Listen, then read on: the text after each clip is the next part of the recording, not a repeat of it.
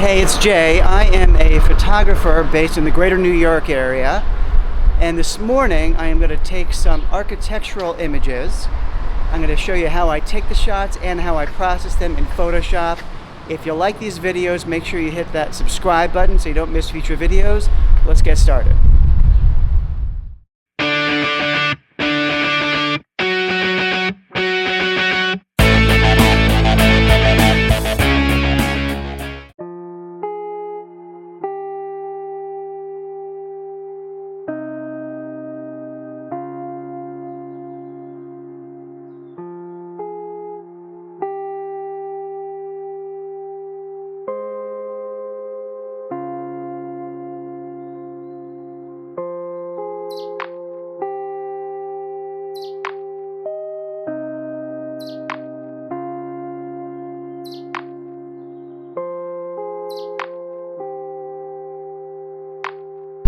Well, I'm in Midtown Manhattan, in the East 50s, and came to do some architectural photography this morning.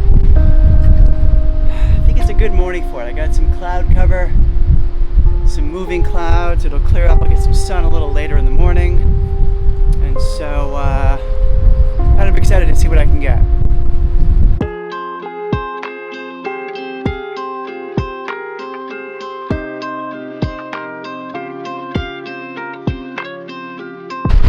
First of all, you may have noticed the last couple of videos I've been wearing a hat, and that's because my hair is crazy long. It looks a little bit like Shaggy from Scooby-Doo, if you remember him, if you're old enough, and so I think it's best to wear a hat.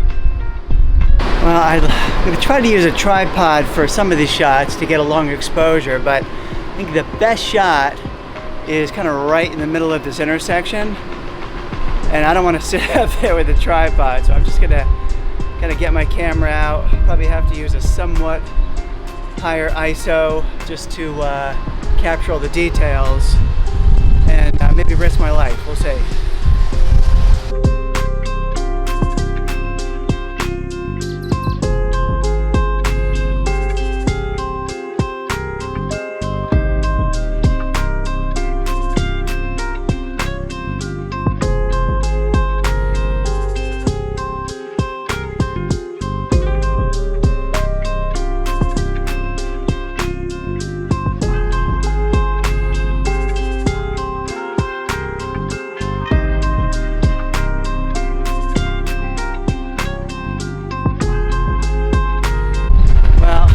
Safe here, not a lot of traffic on a Sunday morning in New York City. I crossed the street and just trying to get some pictures of the Citigroup building along with this tower next to it. Just wonderful architecture.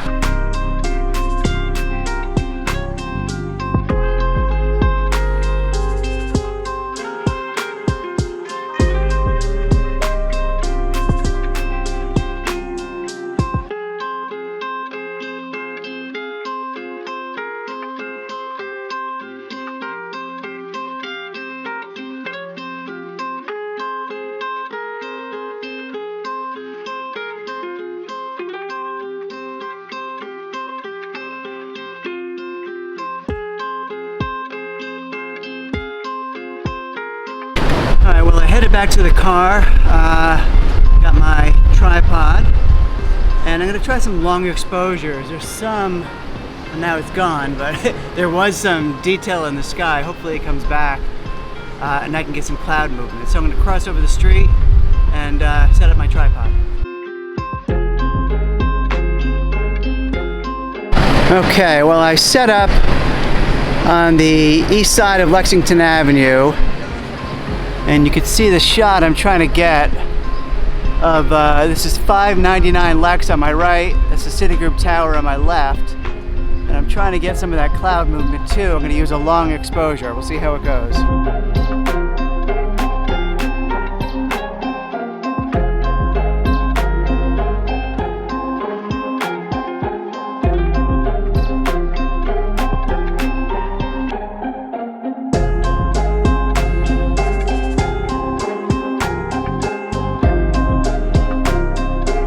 I'm gonna walk north on Lexington.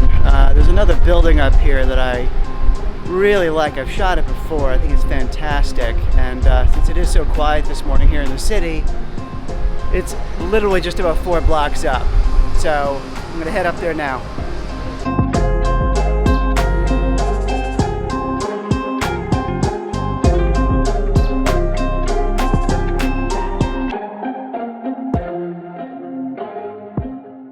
Well, I walked up the street, but unfortunately there is a ton of scaffolding right in front of this building. What I wanted to do was get the shot looking up through that circle all the way up to the top of this building. Oh well, that's okay. I've done it before. In fact, here is a shot I have taken in the past that I wanted to capture today.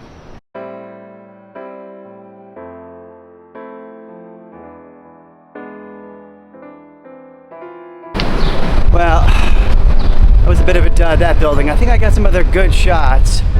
So I'm gonna head back down south, see what the sky's looking like. And if it's nothing good, I will head home and get these on the computer.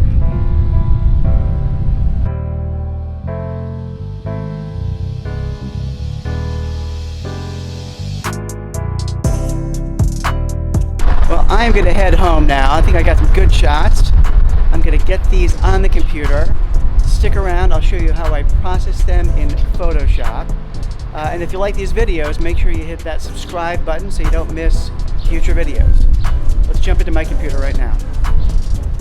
Okay, here we are on my computer. You've already seen the images that I took, but I wanted to take one image and show you how I processed it. And I chose this image. I've already done some work in Lightroom. I have pulled down the highlights a bit, pulled up the shadows, but that was about it. And I like the composition of this. I love this scene, but there's some problems that I see. One is the sky doesn't really highlight the moving clouds very well. I'd say secondly, the overall image to me looks a little flat, needs to pop a bit. And then the last thing, in the lower left, there are some distractions, and I think my filter, my neutral density filter, was dirty. And so I want to make sure that's not a distraction.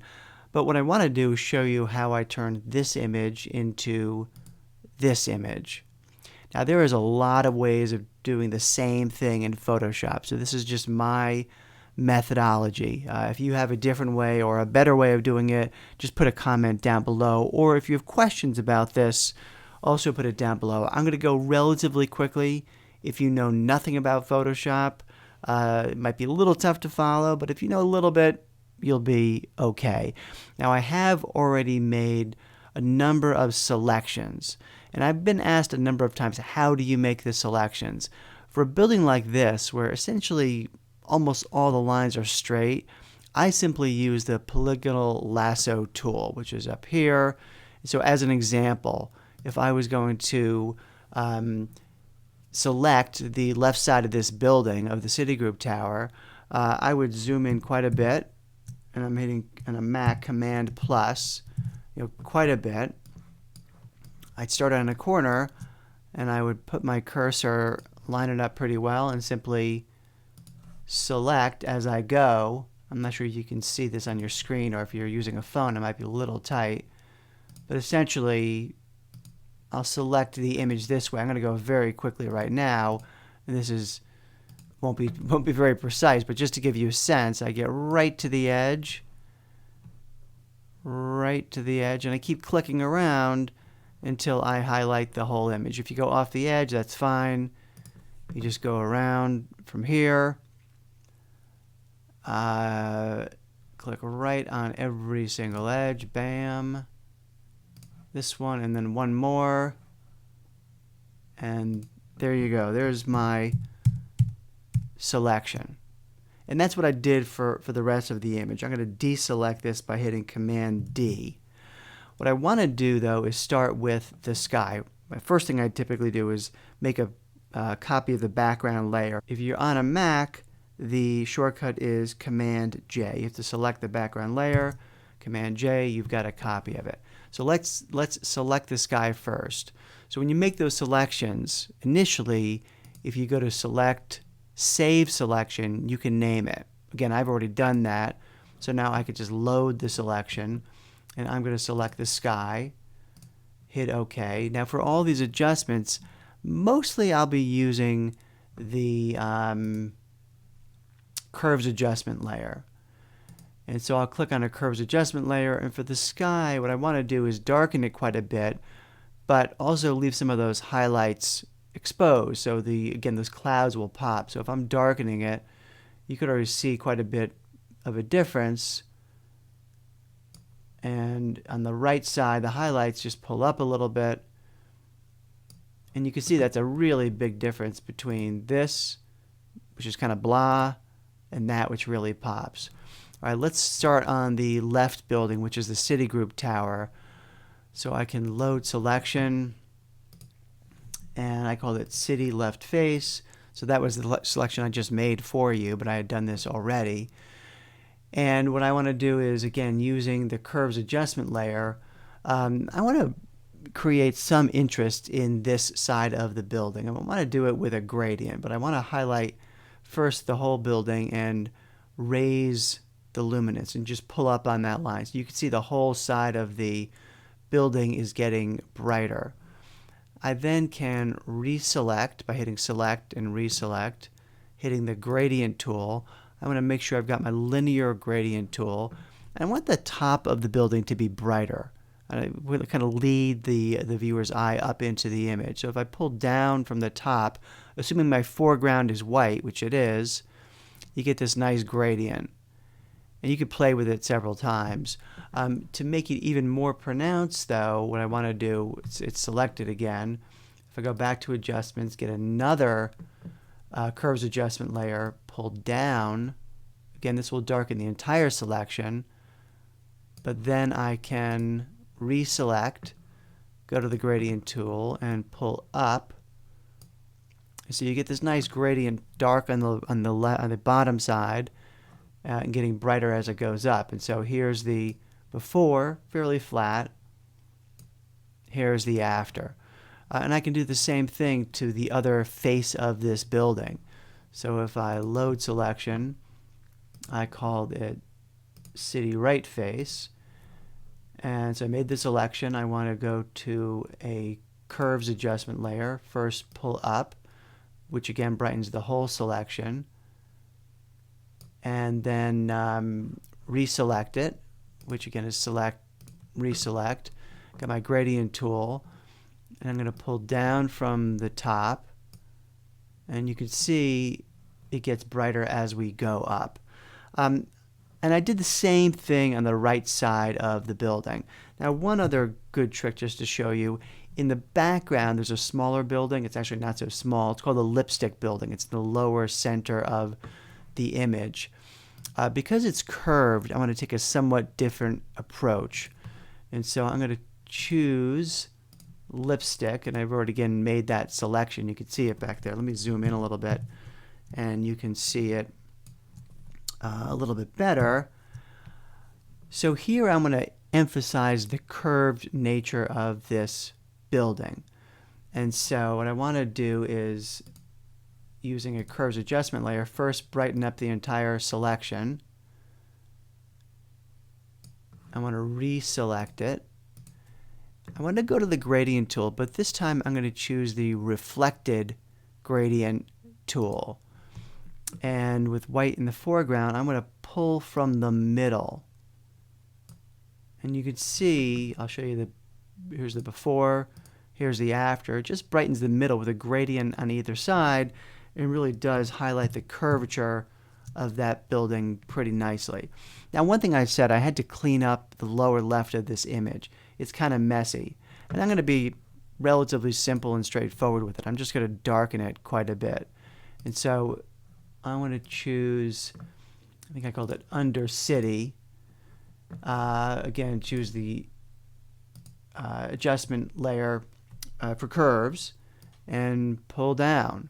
So that distraction is gone. Now, I don't love it when it's fully dark like that. I want a little bit of interest, maybe up in the corner. So again, I can reselect, choose the gradient tool. This time I'm going to choose the radial gradient tool, which makes a circular gradient, and just pull in from, whoops, I want to go the other way, excuse me. I'm going to undo it. I'm going to flip this. I'm just going to pull in from the corner, and I get a little bit of luminance in that corner. Again, just to anchor it a little bit. I can deselect, and you can see already, here's the before, here's the after, and again, I did some other things. I highlighted some of those columns below the Citigroup building. I worked on the building on the right, and again, here was the final image. I created a curves adjustment layer for the entire selection, which is right here, and I just created a bit of an S-curve, you'll see, which adds some contrast to the entire selection. I went through that relatively quickly. I hope that is helpful. If you do have questions, please put them down below or comments. And if you like this video, make sure you do hit that subscribe button so you don't miss future videos. And until next time.